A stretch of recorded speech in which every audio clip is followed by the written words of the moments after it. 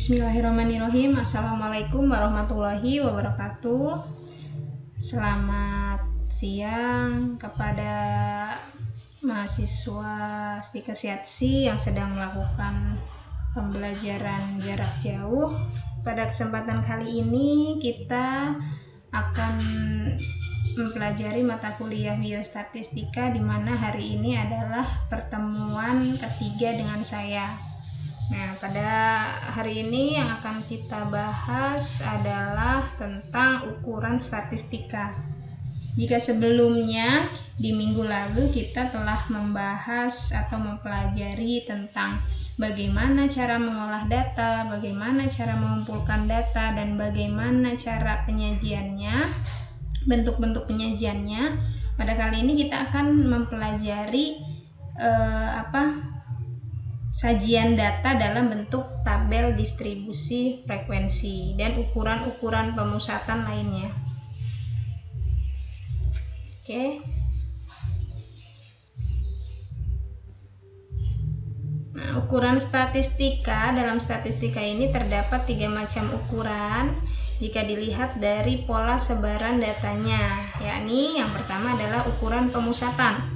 Ukuran pemusatan ini terdiri dari min, median, dan modus. Kemudian ada ukuran letak, di mana ukuran letak ini terdiri dari kuartil, desil, dan persentil.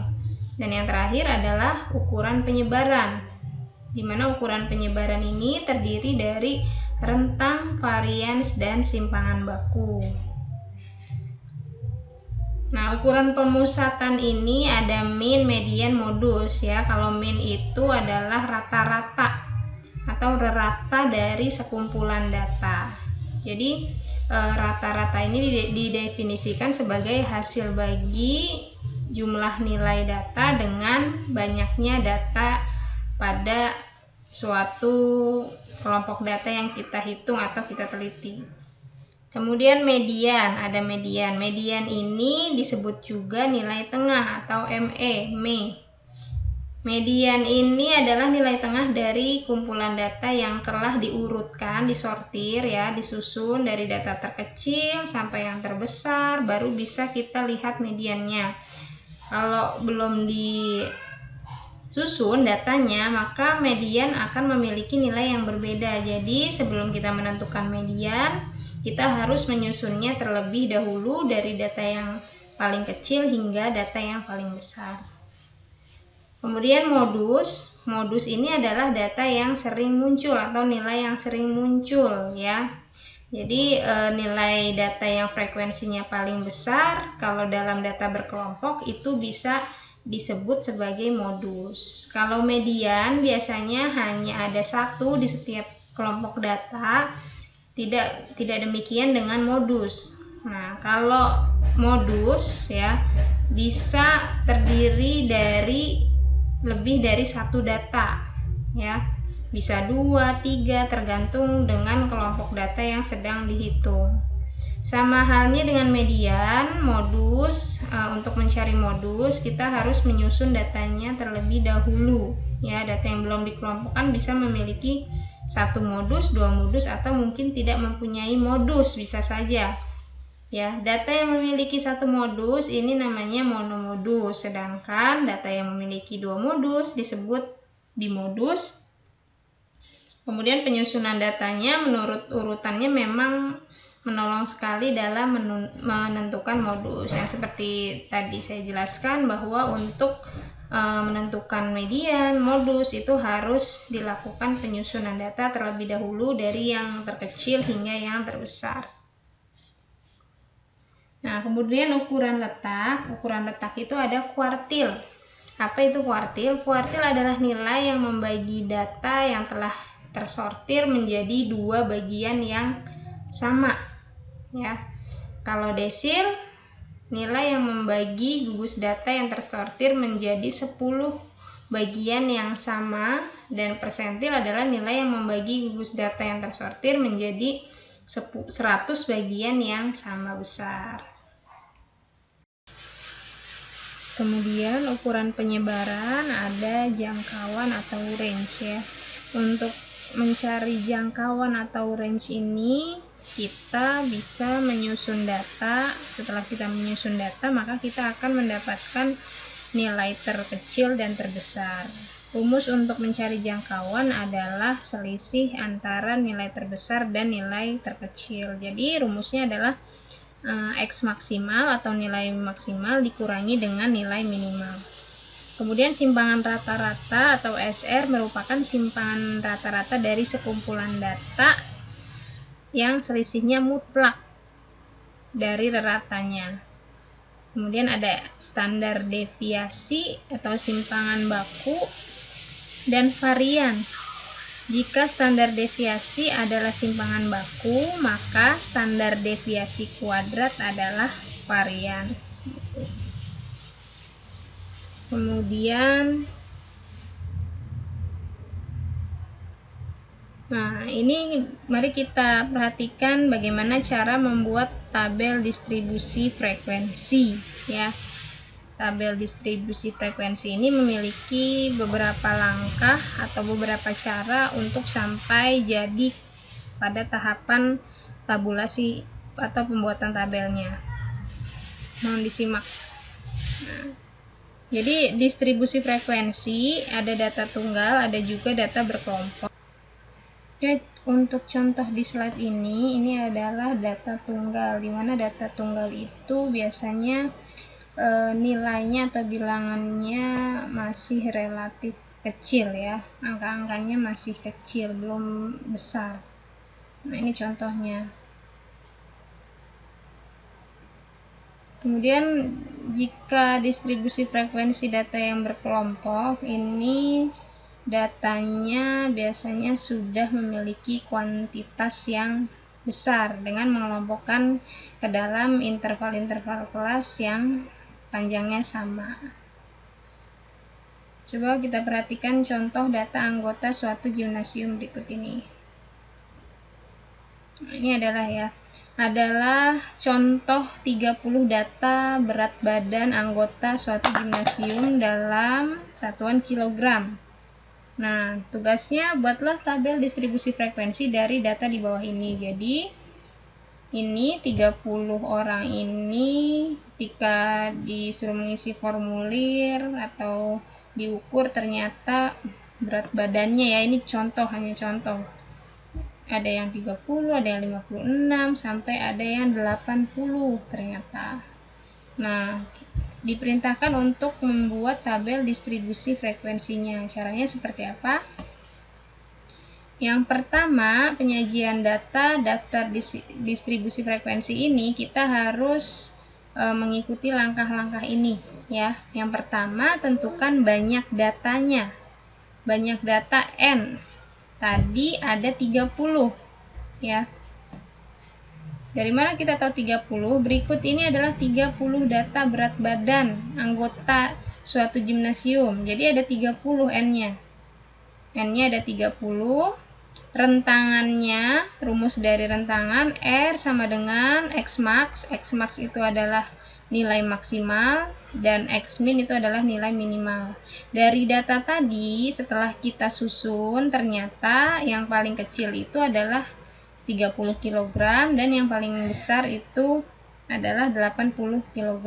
Jadi X max dikurang X min, 80 dikurang 30 sama dengan 50. Kita dapatkan R. Kemudian kita cari banyaknya kelas interval. Untuk mencari banyaknya kelas interval, yaitu dengan rumus K. Nah, banyak kelas interval itu yang mana? Banyak kelas interval ini adalah kolom yang ke bawah nih, ya. Kalau ini kan ada 6, dari mana kita dapatkan 6? Nah, ini tidak asal-asalan, ada rumusnya. Untuk menemukan ini ada banyak kelasnya ada berapa, atau 5 kah, 6 atau 7 dan seterusnya, ini ada rumusnya, tidak asal-asalan. Jadi rumusnya dengan cara ini banyak kelas interval. Rumusnya K sama dengan 1 plus 3,3 log N. Jadi 1 plus 3,3 ini adalah mutlak sudah rumus. Yang bisa kita rubah itu adalah N-nya. N itu disesuaikan dengan banyaknya data kita. 1 plus 3,3 log N. Karena datanya 30, berarti 1 plus 3,3 log 30. Nah, ini bisa dicari dengan kalkulator ilmiah maupun dari HP, tapi yang kalkulator sainsnya ya. Biasanya ada yang log, ada yang LG gitu. Jadi kita hitungnya log 30. Log 30 itu 1,47. Silakan jika teman-teman mahasiswa ingin mencobanya sendiri, boleh menggunakan kalkulator sains atau kalkulator di handphone tapi yang ilmiahnya. Log 30 sama dengan 1,47. Nah, ini kan 1,47 hasil dari log 30 dikalikan 3,3. 3,3 kali 1,47 hasilnya 4,8. 4,8 ditambahkan 1 sama dengan 5,8. Nah, 5,8 ini tidak mungkin kalau kita membuat tabel itu, tabelnya ada 5 dan 0,8, nanggung gitu. Jadi tabelnya mau agak setengah gitu nggak bisa. Jadi 5,8 ini dapat kita bulatkan menjadi 6. Ya, jadi banyak kelas interval kita nantinya ada 6. 1, 2, 3, 4, 5, 6. Ya, jadi 6 berasal dari rumus K ini gitu. Kemudian panjang interval disimbolkan dengan I sama dengan rumusnya adalah R dibagi K. R tadi kita sudah dapatkan di rentangan dan K sudah kita dapatkan barusan ya, yang ada log N-nya tadi. Sudah ada nilainya, tinggal kita substitusikan. 50, R-nya 50 dibagi K-nya 5,8. Hasilnya 8,6. 8,6 ini kita bisa bulatkan menjadi 9. Gitu. Jadi panjang interval itu untuk apa? Jadi panjang interval ini untuk menentukan nilai intervalnya. Nah, ini ya, ini adalah panjang interval dari 30 ke 38, 39 ke 47 itu punya panjang interval ya, ada aturannya. Panjang interval yang tadi kita peroleh itu 9. Dari 30 panjang interval 9 adalah 38. 30-nya diikut sertakan 30, 31, 32, 33, 34, 35, 36, 37, 38. Ya, jadi dari 30 ke 38 itu panjangnya 9. Dari 39 ke 47 juga panjangnya 9. Habis 47, 48. 48 panjang interval 9 jadi sampai 56 dan seterusnya seperti itu. Nah, kemudian menentukan batas bawah dan batas atas. Karena ini ada intervalnya, maka kita memiliki batas bawah dan batas atas.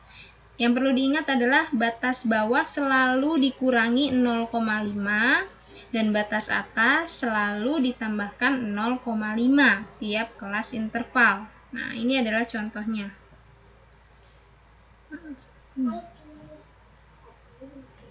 Contohnya pada kelas interval pertama 30 sampai 38. Maka batas kelas bawahnya 30 kurang 0,5 hasilnya 29,5. Batas atasnya 38 ditambah 0,5 jadi 38,5. Jadi jelas ya, kalau batas bawah dikurangi 0,5, kalau batas atas ditambahkan 0,5 begitu. Nah, kemudian ada tanda kelas. Tanda kelas ini diperoleh dari jumlah kedua nilai interval dibagi 2. Contohnya pada interval pertama tadi, pada interval pertama kita punya interval yang nilainya 30 sampai 38. Nah, tanda kelas didapatkan dari penjumlahan kedua interval kelas ini, rentangannya dibagi 2. 30 ditambah 38 sama dengan 64. 64 dibagi 2 sama dengan 34. 39 ditambah 47 sama dengan 86. 86 dibagi 2, 43. Gitu. Ya. Jadi seterusnya seperti itu. Untuk tanda kelas, kalau mau cari rumus cepatnya, boleh tidak usah dijumlahkan, hanya kita lihat tanda kelas hasil pertama. Tanda kelas hasil pertama kan 34. Nah, tapi tadi panjang kelasnya ada berapa? Ada 9 panjang kelasnya kan, tadi dari 30 ke 38 9, otomatis ke bawah juga tinggal tambah 9 tambah 9 saja. 34 tambah 9 43, 43 tambah 9 52, dan seterusnya. Hasilnya akan sama ketika kita cari manual. 48 tambah 56 104 dibagi 2 52, sama saja, tapi itu tadi cara cepatnya, tinggal ditambahkan panjang interval gitu. Oke, yang selanjutnya, setelah tanda kelas kita akan mencari frekuensi absolut. Nah, frekuensi absolut ini adalah frekuensi sebenarnya. Frekuensi sebenarnya, contohnya frekuensi yang memiliki berat pada interval 1, itu interval 1 kan tadi rentangnya 30 sampai 38. Ternyata dari data ini yang memiliki berat 30 sampai 38 ada 4 orang. Begitu. Kita bisa mencarinya dengan dicoret. 30 sampai 38 ada berapa orang nih? Oh, ternyata ada 4 orang. Jadi itu adalah frekuensi absolut atau frekuensi sebenarnya. Nah, ada frekuensi absolut, ada frekuensi kumulatif. Jadi frekuensi kumulatif ini adalah frekuensi absolut yang kita jadikan persen. Ya. Sekali lagi, frekuensi kumulatif ini adalah frekuensi absolut yang kita jadikan persen. Bisa dikatakan sebagai frekuensi relatif ya. Maaf, ini frekuensi relatif, bukan kumulatif. FR rumusnya frekuensi absolut dibagi jumlah data dikali 100. Untuk interval pertama tadi contohnya adalah dari 30 sampai 38 ada 4. Jadi 4 dibagi 30. 30-nya dari mana? Dari banyak data. 4 dibagi 30 dikali 100 sama dengan 13,33%. Seperti itu. Ya, untuk interval kedua nanti kita lihat datanya lagi. Yang berat badannya 39 sampai 47 ada berapa? Oh, ternyata ada 8 orang. Nah, 8 orang ini nanti dijadikan frekuensi relatif atau persen. Caranya 8 dibagi 30 dikali 100. Hasilnya 26,67. Begitu seterusnya sampai interval yang terakhir. Untuk mengecek apakah kita ada salah perhitungan atau tidak dari frekuensi absolut, bisa kita jumlahkan nih. 4 ditambah 8, 12, 12 tambah 7, 19, 19 tambah 4, 23, 23 tambah 5, 28, 28 tambah 2, 30. Ternyata cocok atau tidak nih dengan data anggota gimnasium tadi? Oh, ternyata benar ada 30, berarti perhitungan kita benar. Karena ada saja yang melakukan perhitungan salah. Ciri-cirinya apa? Frekuensi absolutnya, frekuensinya ini bisa kurang dari jumlah n-nya atau bisa juga lebih gitu. Nah, untuk frekuensi relatifnya juga bisa dicek. Kalau 100% itu artinya perhitungan kita sudah benar, seperti itu. Nah, ini untuk tabel frekuensi kumulatif ya. Untuk tabel frekuensi kumulatif itu adalah ada tabel kurang dari, ada tabel lebih dari. Patokan kita adalah batas bawah. Nah, ini batas bawah nih ya. 29,5. Kita lihat lagi tabel yang tadi. Intervalnya ada 30, 39, 48, 57, 66, dan 75. Kita ambil batas bawahnya. Batas bawahnya yang ini ya, 29,5, 38,5, 47,5, 56,5 sampai 74,5. Nah, kalau kurang dari, jadi yang kita cari frekuensi absolut dari yang berat badannya 29,5 ada berapa?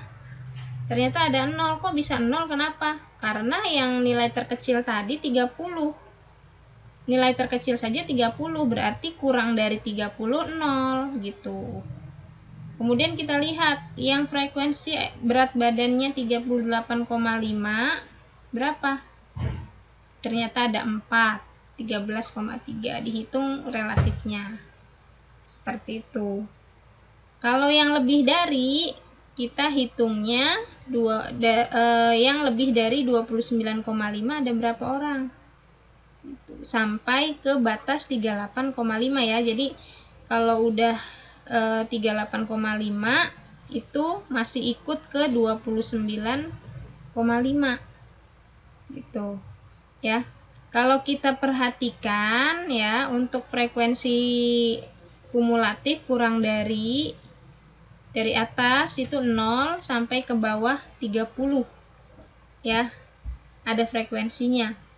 Tapi kalau yang lebih dari 29,5 itu ada 30 yang memiliki berat 29,5 ke atas itu ada 30 ya. Ke bawahnya 3,5 itu 0. Kebalikannya dari yang kurang dari. Seperti itu ya.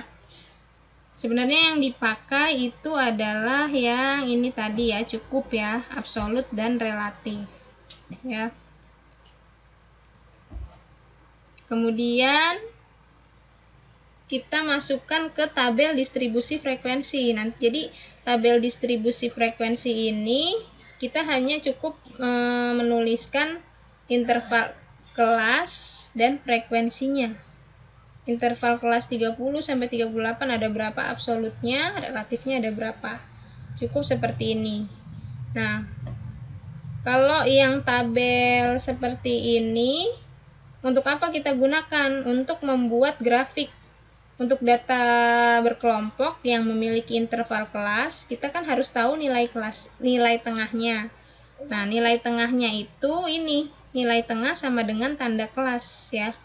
34, 43, 52, 61, 70, dan 79. Ini kita gunakan untuk membuat grafik gitu. Seperti ini. Nah, nilai tengahnya 34, 43, 52, 61, 70, 79. Frekuensinya ada berapa? Ada 5, ada 8, sesuai dengan yang tabel tadi. Seperti itu. Tapi untuk penulisan di tabel distribusi frekuensinya, kita cukup menuliskan interval kelas dan frekuensinya. Seperti itu. Ini poligon frekuensi berat badan.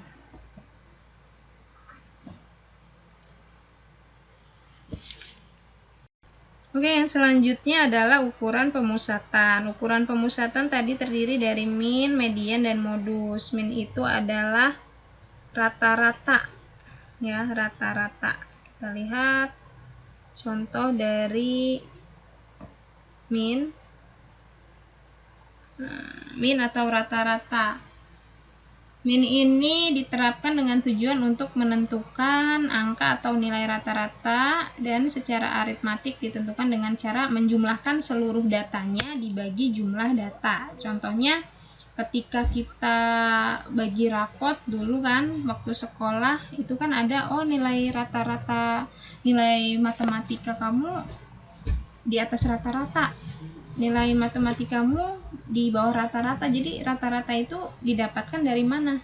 Dari jumlah seluruh mata pelajaran dibagi dengan jumlah siswa yang ada gitu. Kalau nilai matematika, kalau dilihat dari nilai mata pelajaran itu sendiri, misalnya jumlah siswa atau mahasiswa di suatu kelas ada 40. Kita mau lihat rata-rata nilai matematikanya berapa. Jumlah dari mahasiswa 1 sampai yang ke-40 dijumlahkan nilainya. Si A nilainya 50, si B 20, dan sampai yang terakhir nilainya berapa, itu semuanya dijumlahkan. Setelah dijumlahkan dibagi dengan jumlah mahasiswanya. Oh, mahasiswanya ada 40, berarti dibagi 40. Kalau mahasiswanya ada 30, berarti dibagi 30. Seperti itu. Untuk pengukuran rata-rata dapat diterapkan dengan asumsi bahwa data yang diperoleh dari hasil pengukuran berskala interval dan rasio. Jadi data interval dan rasio ini adalah data yang sudah merupakan angka real numerik ya. Angka real numerik, bukan lagi yang seperti yang ordinal itu kualitatif itu ya, bukan ya. Ini sudah interval dan rasio, angka real matematika, berat badan, tinggi badan gitu. Nah, ini ada cara untuk mencari rata-rata ya. Cara untuk mencari rata-rata, kalau datanya data tunggal, jumlah nilai dibagi banyaknya data. Kalau datanya ada frekuensinya, maka frekuensi dikali nilainya, nilai datanya berapa dibagi jumlah frekuensi. Nah, ini contohnya. Ini adalah contoh data tunggal. Ada data 5, 6, 10, 20, 9. Nah, data ini mau dicari rata-ratanya. Berarti rata-ratanya berapa? Maaf. Berarti rata-ratanya 5 ditambah 6 ditambah 10 ditambah 20 ditambah 9 dibagi 5. Hasilnya 10. 5 tambah 6 11, 11 tambah 9 20, 20 tambah 10 30, 30 tambah 20 50, 50 dibagi 5 sama dengan 10. Ini berarti rata-rata dari data ini tersebut adalah 10. Kalau data kelompok, biasanya data kelompok ini sudah memiliki frekuensi. Artinya apa? Satu nilai data itu tidak terdiri dari satu, tapi lebih. Kalau data tunggal kan biasanya masih, walaupun ada frekuensinya, tapi itu nilainya, kuantitasnya masih kecil gitu ya, bukan data besar. Kalau data kelompok biasanya ini datanya sudah kuantitasnya besar. Nah, dari data kelompok ini 70-nya ada berapa, 69-nya ada berapa, 45-nya ada berapa, dihitung. Tuh. Nah, ternyata dari data ini nilai susunan mata kuliah statistik mahasiswa misalnya ya, XI, X ini adalah nilainya 70, 69, 45, 56, 80. Ini adalah nilainya. Nah, yang F ini adalah frekuensi, banyaknya yang dapat 70. Yang dapat 70 ada 5 orang, yang dapat 69 ada 6 orang, yang dapat 56 ada 1 orang gitu. Kemudian ini FI XI. Itu artinya FI dikali XI-nya, frekuensi dikali dengan nilainya tadi, 70 kali 5 350, 69 kali 6 414, dan seterusnya. Kalau sudah seperti ini, nilai FI kali XI-nya kita jumlahkan ke bawah. Nah, kita jumlahkan ke bawah. FI kali XI, sigma ini adalah total. Arti dari simbol sigma ini adalah total. Total keseluruhan nilai FI kali XI. Nilai FI kali XI tadi setelah dijumlahkan ke bawah, ya, yang ini dijumlahkan ke bawah 1035. Jika teman-teman mahasiswa masih ragu dengan hasil perhitungannya, silahkan diulang menggunakan kalkulator masing-masing, boleh ya. Kalau misalnya salah nanti bisa kita koreksi. 1035 dibagi 16. 16 dari mana? 16 dari frekuensinya, banyaknya frekuensi. Benar atau tidak nih? Kita jumlahkan 5 tambah 6, 11. 11 tambah 3, 14. 14 tambah 2, 16. Oh, ternyata betul. Frekuensi atau jumlah datanya ada 16. Berarti 1035 dibagi 16 sama dengan 64,6. Jika dibulatkan berarti 65. Seperti itu. Nah, kemudian ada contoh lain yang akan kita lihat di handout biostatistik ya. Akan saya buka handoutnya. Dan nanti teman-teman mahasiswa bisa melihatnya di handout ini bentuknya Microsoft Word ya.